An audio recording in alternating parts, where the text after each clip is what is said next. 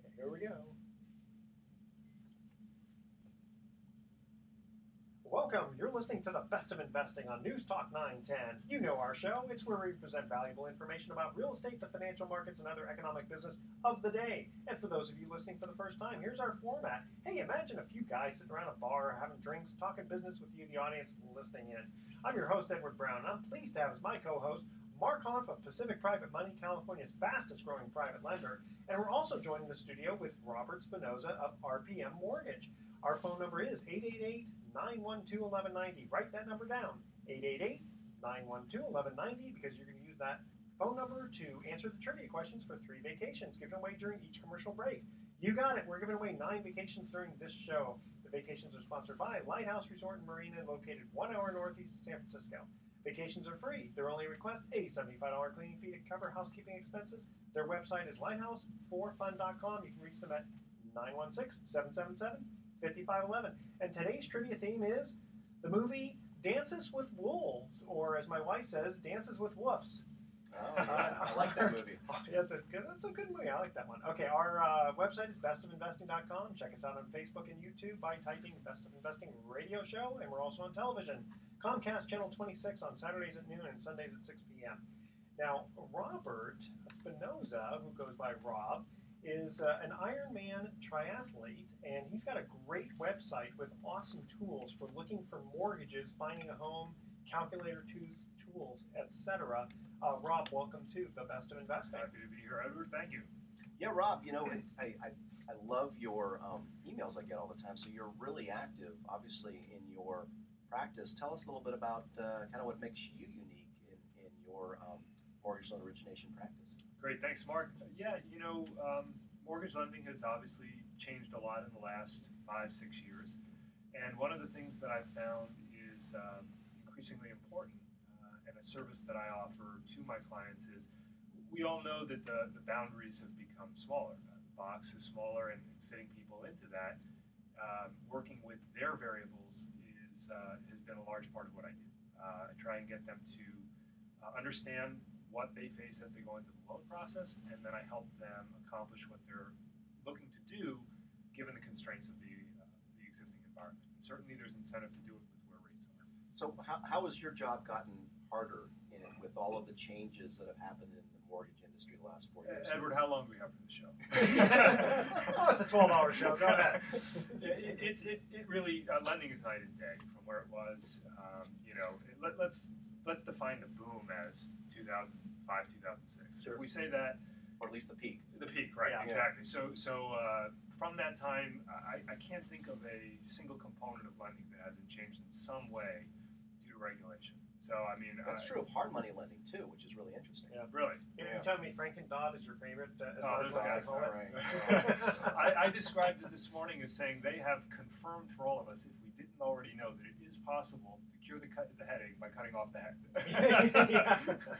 Now, are there more regulations or changes in the law with respect to conventional mortgage lending due at the first year? From what I understand, and I don't know certainly all of the provisions of the Dodd-Frank bill, but from what I understand, I think a third of them have been implemented to date.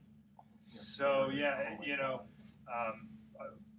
there are things that we're all watching in our industry. Obviously, the increased activity of the CFPB, Consumer Finance Protection Bureau, and also and also a lot of talk about how the QRM, Qualified Residential Mortgage, will be implemented over time. So those are the things that are on my radar right now. We've gotten over, you know, a lot of hurdles in the last few years. Dodd-Frank, HVCC that regulates appraisals, things like that, and have rolled with those punches to the best of our ability. So in 2013, anyone's guess. You know, my observation has been that, you know, in the guise of consumer protection, because, you know, Dodd-Frank, you know, among 1,000 other things, their intent was to, you know, eliminate predatory lending practices, the problems that resulted in the subprime meltdown, where you had a lot of liar loans going on, or 100% financing with first and seconds to people who didn't qualify. And I understand all that. And I think that, you know, something needed to be changed, but the way they went about it, in many ways, to me, you know, it's the result is fewer consumer choices. I would agree with that, and I would also say that in talking with industry folk about Dodd-Frank and Consumer Finance Protection Bureau, one of the things that comes up is let's all not forget that there's nothing in that mandate that says they're trying to make things less expensive for the consumer.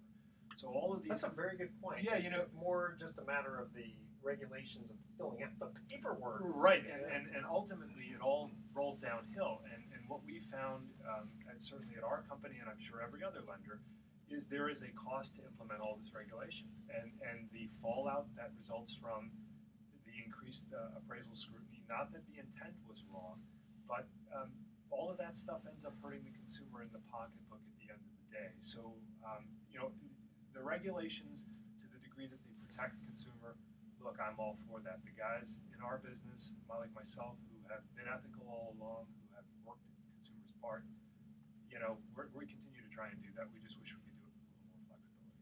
Yeah, I know in my industry, in hard money loan origination, I mean, we've just been massively impacted by the new Dodd-Frank laws to the extent that we really can't make consumer loans anymore. And what I mean by that, when I say consumer loans, I can't make consumer home loans. Right. And I certainly can't do consumer refis. If someone comes to me and they've got equity in their home and they want a second, their bank told them no, Right. I pretty much can't do that loan thanks to all the new anti-predatory lending laws. And it's just, how is that good for the consumer when you take away that option? You're basically saying to the consumer, you're too stupid to make a decision about how much money you'll pay for money, and oftentimes it's an emergency. And I can't tell you how many calls I get from people, and I want to be able to help them, Exactly. and I can't. Call your congressman. In the early 90s with the S&L crisis, they made it so that it was difficult for the banks and S&Ls. They kept just turning down everything, but the hard money lenders, it was a field day for them.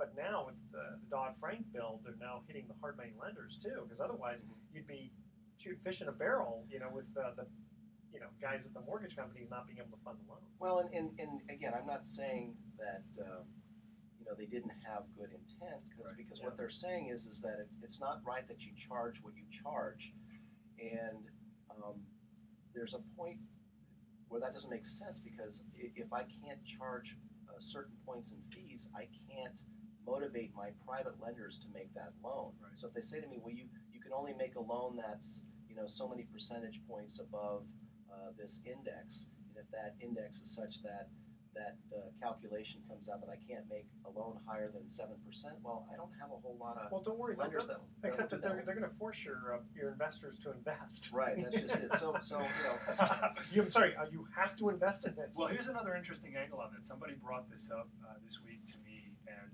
as you guys probably know, FHA has over the course of the last few years continued to increase not only their upfront mortgage insurance premium, but also their ongoing, the MIP, which the borrower pays monthly. And they intend to do this again in 2013. And at a certain point, what's going to happen is these loans are actually going to become high-cost loans. Because an unintended consequence of the changes is, and again, so I heard someone say, for example, well, the CFPB is going after $5 credit card fees, but here you have the FHA cranking the MI premiums, but essentially pushing those people out of the market. So I wonder if that's going to have another recession area of prices dropping. And tell you what, we're going to cut to a quick commercial break here. But before we do you remember last week we had a special trivia contest where the winner was going to receive a 2-night stay at the beautiful Millrose Inn in Half Moon Bay. Oh yeah. And for guests who expect extraordinary personal service, warm hospitality, and meticulous attention to detail, the Millrose Inn of Half Moon Bay is a destination not to be missed. This award-winning boutique is renowned for an exuberant garden of year-round color, sinfully comfortable rooms and suites, decadent culinary treats, and an easy 5-minute walk to the beaches, shops, galleries, and restaurants of vibrant Half Moon Bay. A Millrose Inn massage treatment coupled with the spa, because you can get a spa there, enhances your escape. Check them out at millroseinn.com. And here was the question. Over 60% of us do this when Christmas shopping. What is it? Anyone? I don't know. Use their smartphone to compare prices. Oh, and our winner was Jerry from Modesto. Very good, Jerry. Okay, here is the Great job. first commercial Yeah, that break, and again, the theme is the movie Dances with Wolves, or Dances with Wolves. Okay, that's for those speech impediment people. Okay, here it is. What is the Lakota? Remember that was the Indian tribe. What was the Lakota Indian word for buffalo? The first three callers with the correct answer win a free 3-day, 2-night stay at the Lighthouse Resort. Rob is busting at the seams. I can't help myself. Don't worry. We'll let you give the answer when we come back. The first three callers with the correct answer are going to win a free 3-day, 2-night stay at the Lighthouse Resort. Their website, again, is lighthouse4fun.com. Call 888-912-1190. That's 888-912-1190 to answer this question. What is the Lakota Indian word for buffalo? 888-912-1190. Make sure to include your name and your email address. That's all we need, but make sure that you spell out your email for us one letter at a time, and we'll be right back. Excellent. Awesome. Very Goes- good. goes Doing great. quick, The huh? only thing is it's very tempting. Oh, okay. Yeah, pivot. Yeah, because I have to keep kind of going. Okay, I will continue. Okay. No, we all do it at first. I still do it sometimes. I'm thinking about Scotch tape in people's heads. Hold on a second. Let me just. One of those Eye eye doctor doctor things. Yeah. Kind of locks your head. Okay, that's good. That's fine. Still working? Yeah, I just want to make sure it gets. Hello, wait for the camera. Let's see. You know that song? Yeah. It's like, oh, that's the only one I know. See, there you go. You said he wasn't a big movie buff, or Yeah. that he might have known. Let's see. I had a girlfriend in college that said wolves. Couldn't get her to say wolf. Yeah, Where's exactly. your wife I didn't from? quite get it. Vallejo? Oh, no, because I have a That's buddy the who's from reason. Dos Palos, Central California. Uh-huh. He says woofs. Retards. Let's see. Today is December 7th. Lucky The O, the L, the V, the E are not silent.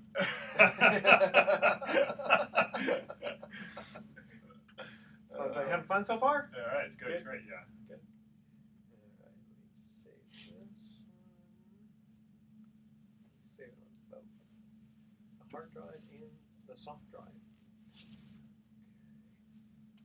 And then the second one, we can keep talking a little bit more of the same. I thought we'd kind of go into the Yeah, you guys make what it happened in really 2012 and what might happen in 13. Talk about the confusion and then kind of what we Okay. were talking about before the show. Kind of lead from that a little bit. I'll pop right back into there. All right. Ready? And away we go. Ready? Yep. Welcome back to the Best of Investing. I'm Edward Brown, your host, along with my co-host Mark Hanf of Pacific Private Money and Robert Spinosa of RPM Mortgage. When we got to the first commercial break, we asked this trivia question. What is the Lakota Indian word for buffalo? Again, the theme is Dances with Wolves. And Rob, you were busting at the seams all commercial break. Tell us the answer. Tatanka. Tatanka with the Tatanka. that's right. Very good. You got even Yeah, you got to do the fingers. the on fingers the on the head. ears. Yeah, Very there you go.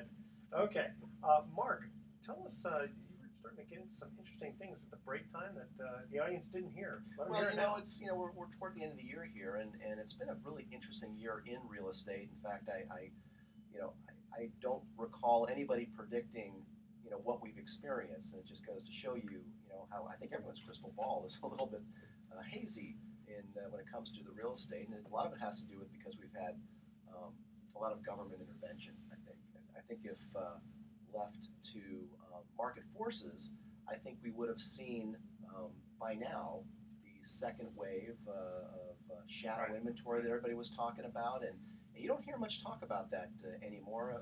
But I will tell you, there's still a tremendous amount of uncertainty out there, and I've got two examples just from the last 24 hours. Last night I went and spoke at a real estate investor group here in the Bay Area, and afterward I met a guy that he's one of the larger owners of rental property in Oakland, over 1,000 units in fact, so I think he's one of the largest.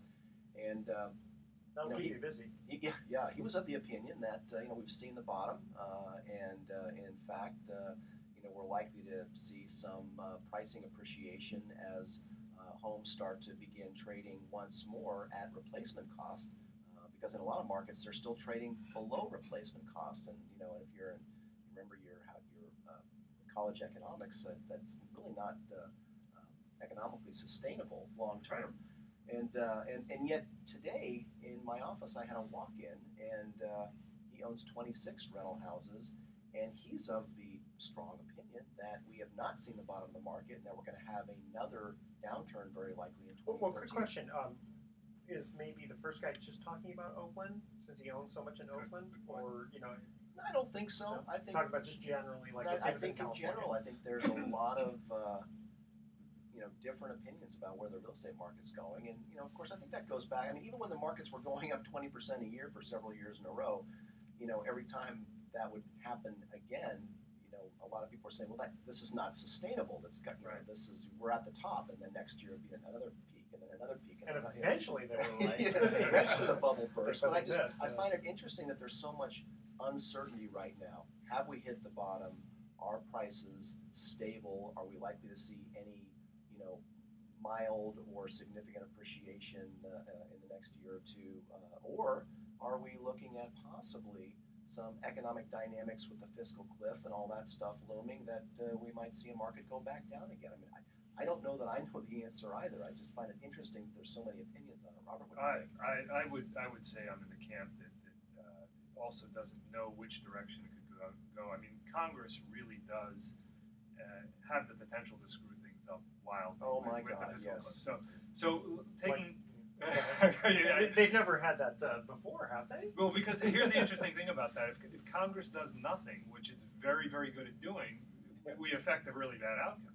So I mean, that's the reality of the fiscal cliff thing. So getting beyond that, let's say we go into it. I love at the end of the year, I love saving the predictions for the year ahead, because in my industry anyway, I think since 2007, 2008, every year, consecutive years, this is the year rates are going up, get ready, it's a big change and all that, and then here we are year after year ratcheting downward. I like my predictions to wait until afterward and then go back to hindsight And revise 2020. them. Yes, exactly. I'm usually right.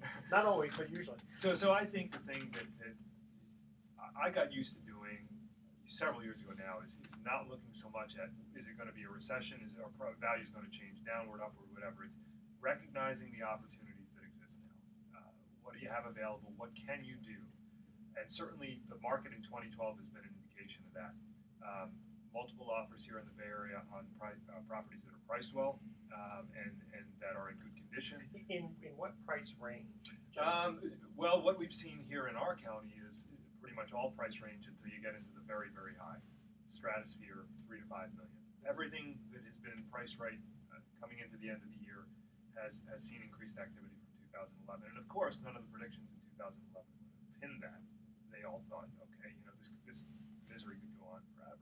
Yeah. So the market has turned around a bit, and I think that that's just another reminder that none of us really know where it's going to go, but being prepared to deal with it in either way, and also recognizing the opportunities available today. I'm kind of thinking that, like, from a rental property standpoint, you still have some people who have cash. Yeah, absolutely. Everything's based on alternatives, and if you can only put your money in the bank at 0.00001%, and here you can also get cheap bank loans if you can qualify. The cash on cash return is pretty darn good. Well, I'm looking at these dynamics, and I don't see anything to indicate that we're going to see real estate prices suffer another significant dip in the next year. And I based it on these three things. We've got incredible demand right now for real estate, and I've talked to several people who have been buying at the courthouse steps, basically buying at auction, and most seasoned auction buyers have stopped buying at auction because you can't get good deals at auction anymore. The prices are being bid up. You're probably by inexperienced people. Of course. Well, so the real estate investment community has decided at large, those who were waiting it out the last couple of years, they've all come back in this year. And what happened in 12 that I don't think we saw at the beginning of the year was that inventory would be as tight as it's become, and that prices would begin to increase as a result of a lack of inventory. And I don't see that lack of inventory changing. I don't see the banks all of a sudden opening up the floodgates and letting out more foreclosure property, nor do I see prices going up significantly where people trapped in their underwater homes can all of a sudden sell them. And I don't see a significant decrease in demand, because even if we do enter into a recession and unemployment does shoot up, that still leaves those who, the very large real estate investment community out there who are, we're salivating to buy homes right now. Well, also, it seems like the banks are more willing to work with the borrowers and restructure the loans. So that's going to create a whole different scenario. There's not going to be as many foreclosures. Well, let's also not forget that every time you get even a small tick up in equity, it opens some doors for people that had them closed before. So I saw that a lot in 2012. And the other thing I wanted to add, Mark, on what you were saying is that, there's that saying out there that once a cat sits on a hot stove, it will never sit on another stove again, whether it's hot or cold. That's right. And so what I think a lot of people saw in 2008, 9, even 10, they saw what they believe is the bottom of the market.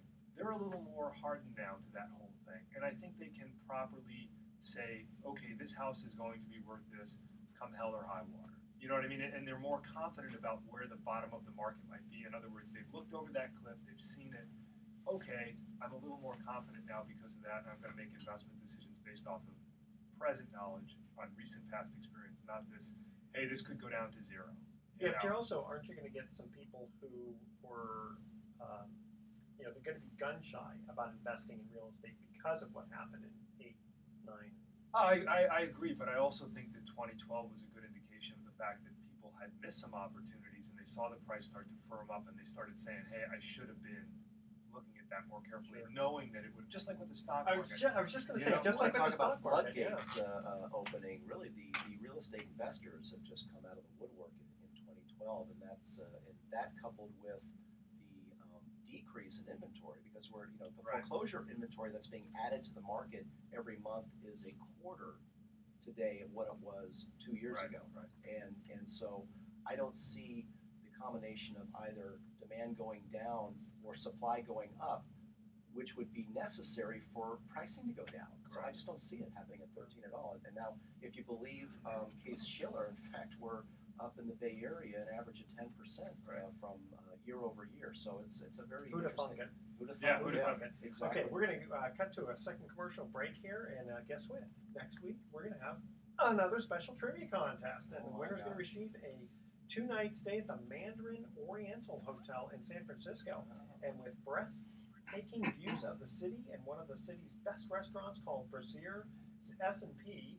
Mandarin Oriental San Francisco aims to delight with the perfect blend of California charisma and Oriental charm. The hotel has completed a full renovation. Centrally located, Mandarin Oriental is within walking distance of Fisherman's Wharf, Union Square, Chinatown, and the Ferry Building. Mandarin Oriental's elegant rooms and suites boast of fabulous amenities complemented by incredible views of the city, the bay, or San Francisco's iconic suspension bridges. Their new spa offers a range of luxury treatments. Check them out at mandarinoriental.com/San Francisco. I don't know if you guys have ever seen that hotel, but it is pretty special. Okay, second commercial break. Trivia question again. The theme is Dances with Wolves. What was the name of Kevin Costner's character in the movie? The first 3 callers with the correct answer are going to win a free 3-day 2-night stay at the Lighthouse Resort. Their website again is lighthouse4fun.com. Call 88. I think I stumped you guys a little bit. I don't see these shaking of heads. Call 888. His first name wasn't Dances? Yeah, exactly. Call 888-912-1190. That's 888-912-1190 to answer this question. What was the name of Kevin Costner's character in the movie Dances with Wolves? In fact, I always thought when the movie first came out, I go, someone didn't know how to grammatically correct this theme of this title. Anyway, then I figured out what it was. Okay, call 888-912-1190. Make sure to include your name and your email address. Remember to speak slowly and spell out your email for us 1 letter at a time. And stay with us because we're going to be right back. Excellent. Indeed. So email time? Yeah. You can probably, if you get an email question, you can throw to Robert. Robert. I sure do. Awesome. Where to go? As for the other Robert, we're going to let this Robert answer. Exactly. That's it. Good deal. Yeah, I'm always amazed at how fast 10 minutes goes by when you're ready. You're thinking that, we're going to talk about all this stuff, and I can't can't tell you how many guests we've had that like had this. Oh well, I have these 20 questions. Yeah, so 20 we get through yeah. 4, and Yeah. we're done with it because you just start talking, Yeah. a little banter, and you know. Yeah, because you don't want a show that just kind of answers the question.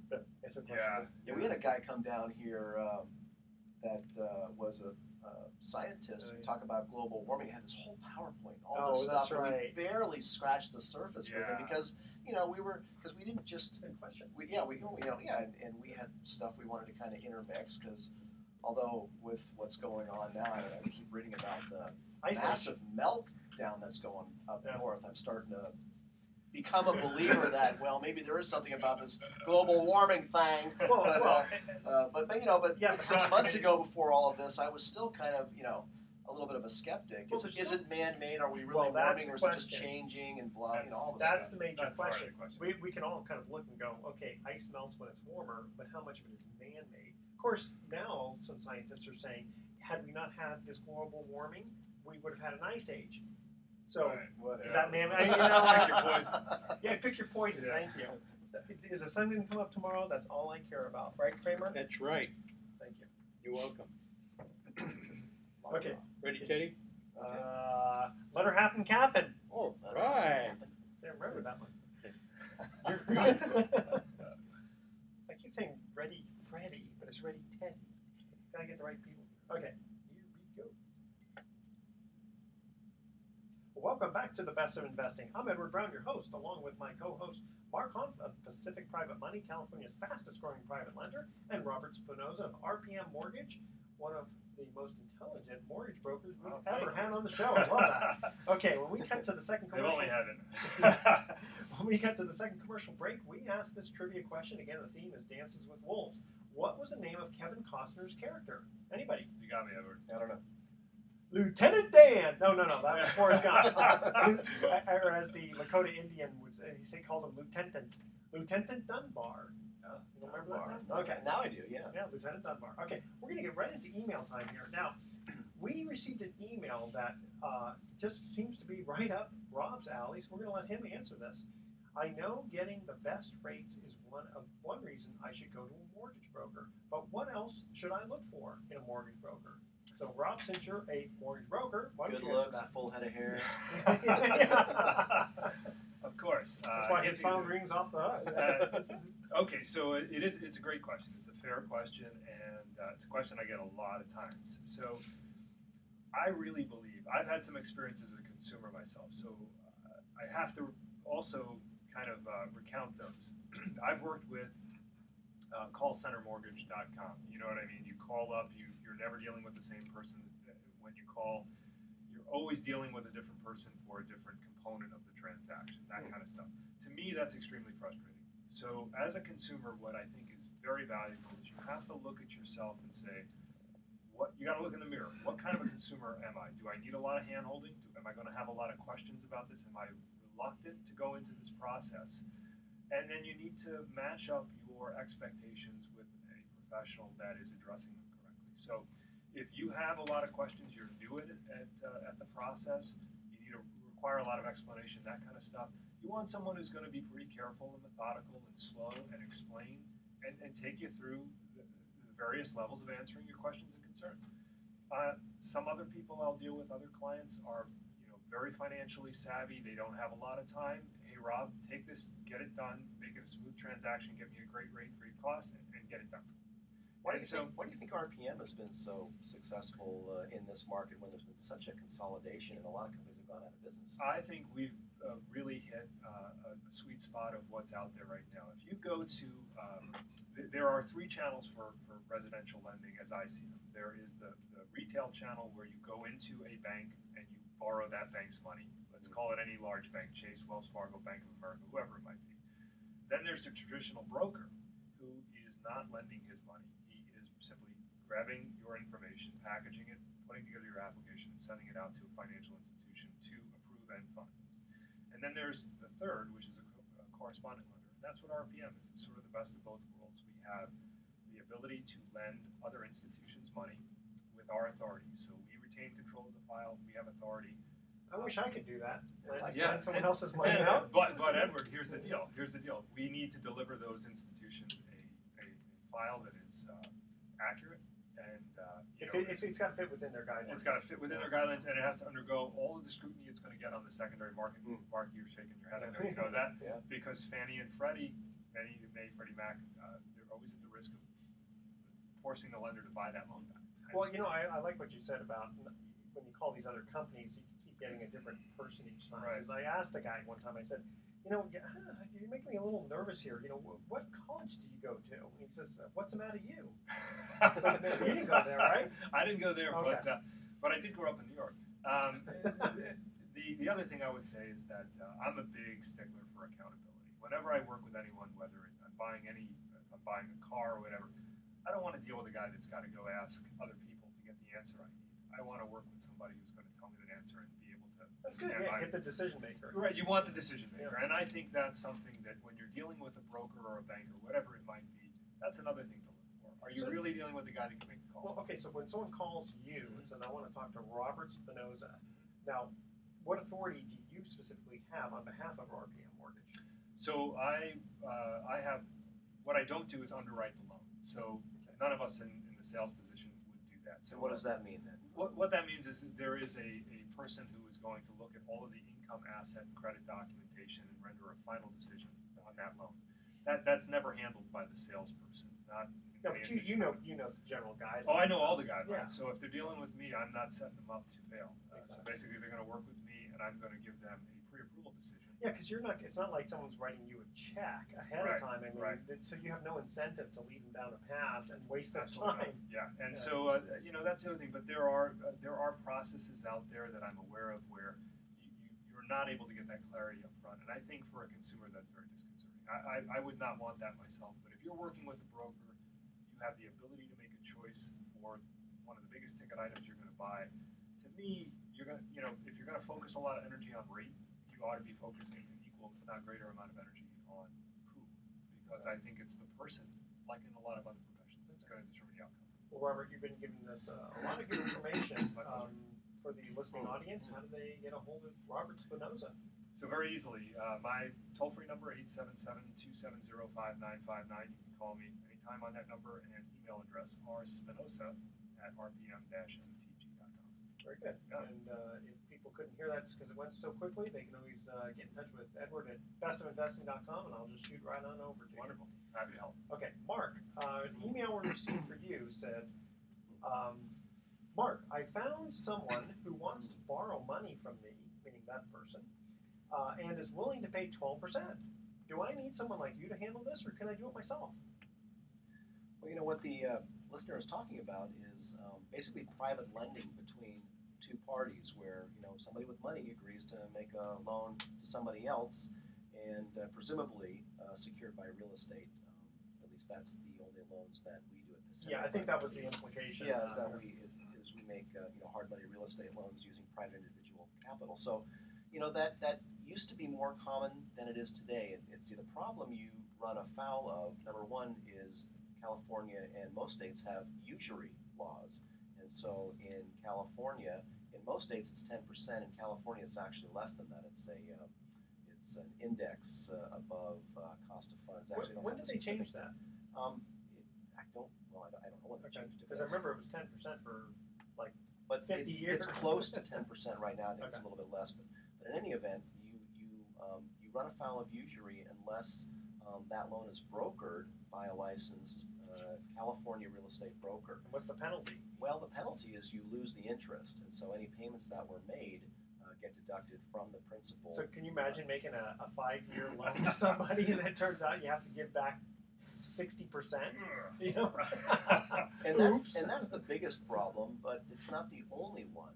Now with these new lender laws that have been passed over the last several years, there's more and more requirements and greater requirements for disclosure. And so if you're a private individual and you're loaning your money to somebody and everything is great when you're making the loan and the person really needs the money and they're really appreciative and you do the transaction, but if anything goes wrong or goes afoul and there's a problem collecting, all that person has to do is show it to an attorney, and that attorney can begin to have a field day with the lender, against the lender, and have a case against the lender because, well, there's you disclose the terms of the loan? Well, no. The We just APR? went to the title When company. did you disclose them? Yeah, after the fact. So Yeah. we have a lot of software and a lot of paperwork.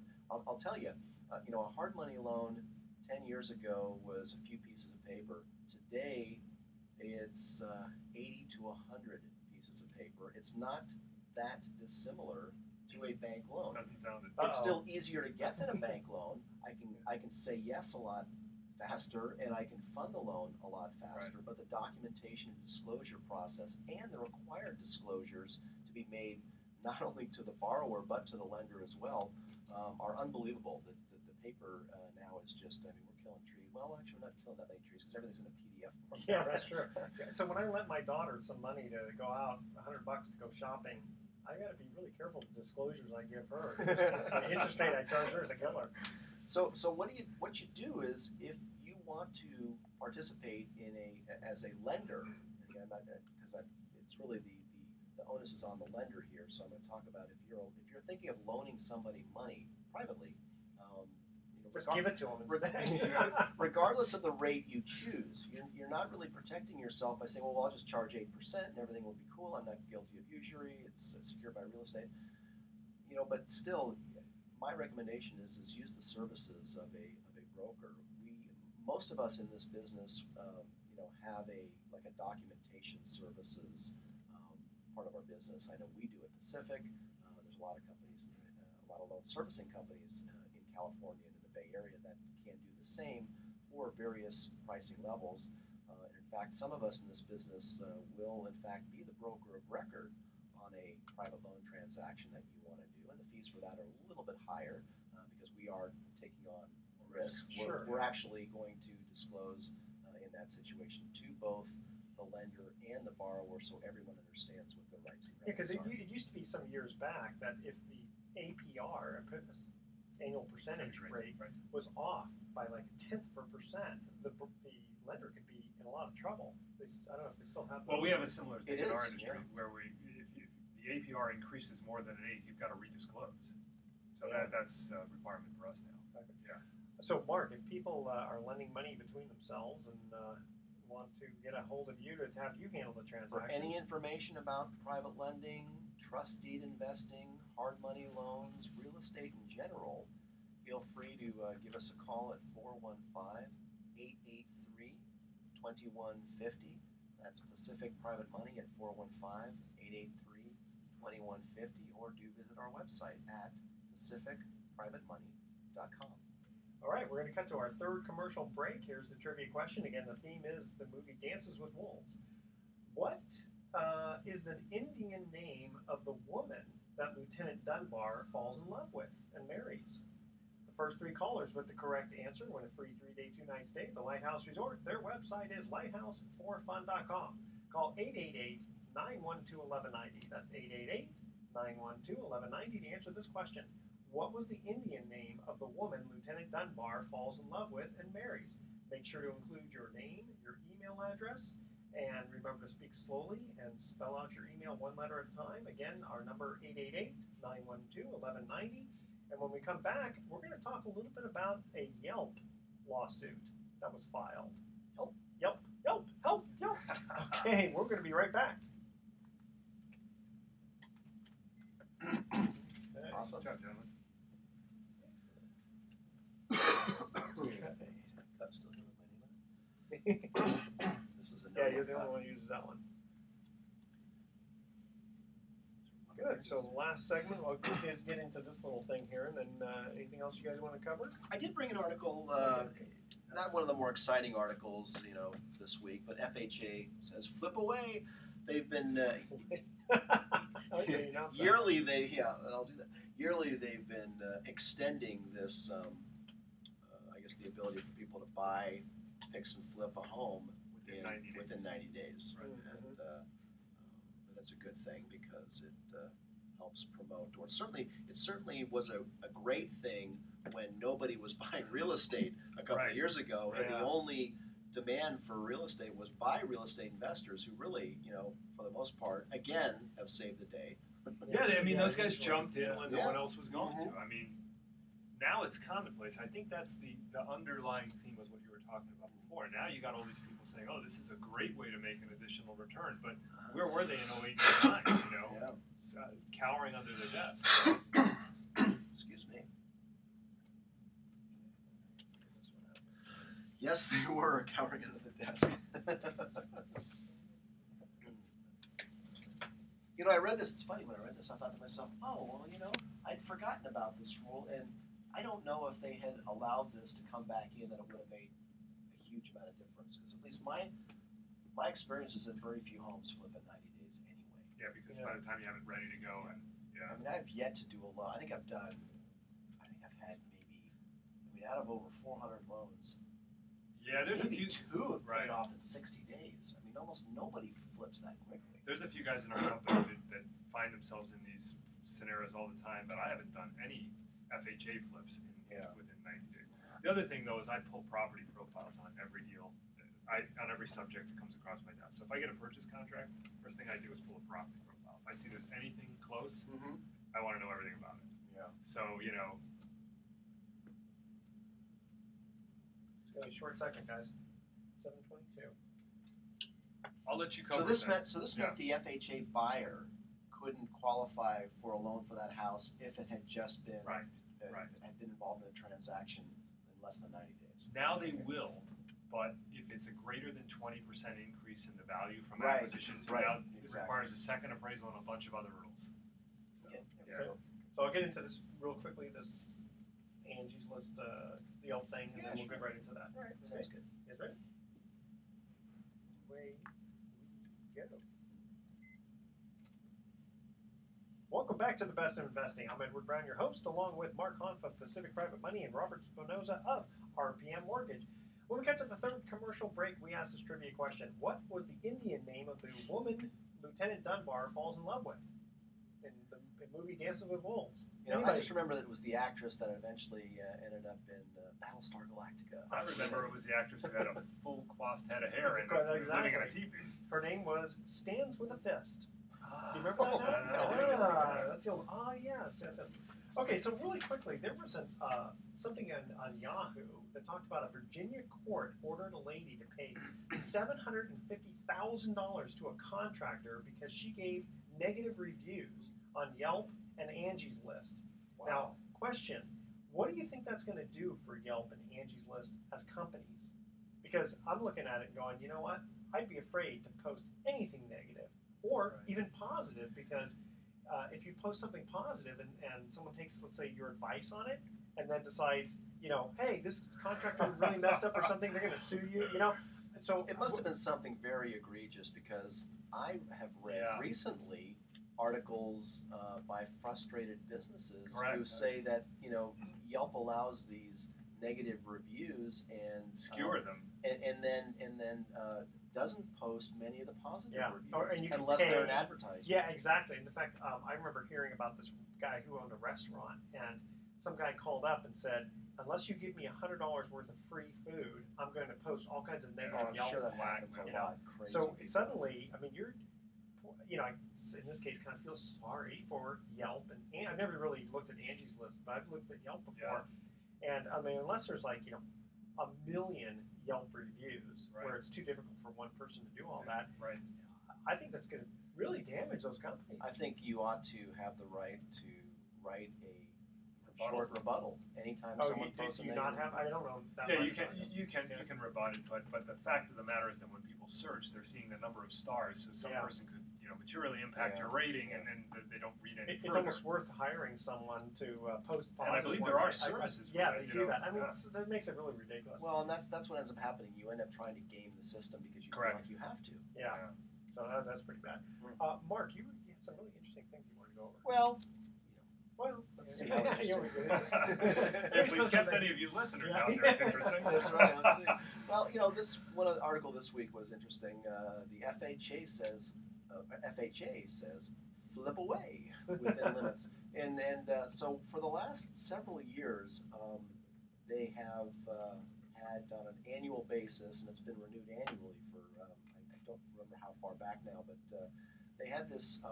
They used to have this anti-flipping rule for real estate investors. And basically what it amounted to is if I went out and bought a home with the intent to flip it, the buyer of that home, if they were using FHA financing, could not buy that house unless at least 90 days had gone by. Correct. And so there's been this waiver that's been in effect, and it was just renewed again, and I think that's a good thing for real estate investors who are out there buying distressed homes and making it like new or compatible again. And but I will say, when I read this article and saw, oh yeah, they reinstated that again for another year. As a lender who's done a tremendous number of loans over the last several years, hard money loans to real estate investors for the purpose of buying, fixing, and flipping, I can't remember getting paid back on many loans in less than 90 days. So I'm wondering, how important really. Right. Well, I guess it's the psychology of it, certainly. Or double escrow. Someone gets in escrow ahead of time, right? Right. Well, I know a lot of my borrower clients have high hopes of doing a quick flip, and doing a flip in 45 to 60 days is like, oh, that's beautiful when you can do it. And again, I'm not talking about flipping where what used to be flipping in 02, 03, 04, 05, where you just simply buy it and then put it back on the market and make a profit. I mean, there's no more of that anymore. Right. I mean, really, it's really difficult, if not impossible, to do in today's market. We don't have the appreciation. It's hard to find a steal unless, you can, but it's just much more difficult. So we're talking about buying and then substantially improving the property and making it turnkey for a entry-level home buyer, or any home buyer for that matter, to come in and buy it. But I think the psychology of it, certainly for the marketplace and for real estate investors, anything that adds to the psyche of a real estate investor to be involved in the market, I think is a good thing. Because quite frankly, in my opinion, it was real estate investors that finally saved the day for the real estate market and helped us actually stabilize. Saved the day, cleared the way too. I would cleared the way. Yeah, right. Yeah. Absolutely. Well, Robert, thank you so much for joining us, and it'll be great to have you probably about once a month on our show. You have a lot of great information for us. Robert Spinosa of RPM Mortgage, and we're going to cut to our thoughts for the day here. A Japanese superstition says that if you lay down after a meal, you'll turn into a cow. And you know what? I believe it, because I've often felt like that sometimes after a big meal. And I like this one. You got to love the sign in a Budapest zoo. Please do not, I'm going to try to do that. Please do not feed the animals. If you have any suitable food, give it to the guard on duty. Now, soon you realize that they're going to have another sign that says, please don't feed the guards. Right? Okay, tune in next week to the Best of Investing. We're going to be giving away 9 more free vacations for answering trivia questions. And next week's guest is planned to be Karen Simpkins-Hankins, who's going to discuss turning the tables on your local bank.